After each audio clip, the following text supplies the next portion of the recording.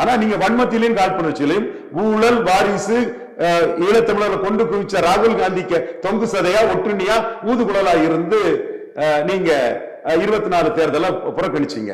அப்ப மோடியை பொறுத்தவரையில 29 நீங்க ஸ்டாலின் விஜய் ராகுல் நிப்பீங்க, அல்லது இபிஎஸ் விஜய் ராகுல் நிப்பீங்க. அப்போ உங்களை புரிஞ்சுக்கிட்டாரு. உங்களுக்கு சசிகலா ட்ரீட்மெண்ட் தான் முடிவு பண்ணிட்டாரு. சசிகலா ட்ரீட்மெண்ட் உங்களுக்கு கிடைச்சிட்டு இருக்குது. நாம 8ஆம் தேதியே நான் நியூஸ் 18 இதுல சொன்னேன், சசிகலா ட்ரீட்மெண்ட் தான் விஜய்க்கு. இங்க ஒண்ணு மோடிக்கு ஆட்கள் இருக்கிற ஒண்ணு ஏமாளி இல்ல, அவன் அடிச்சு தகர்ப்பான்.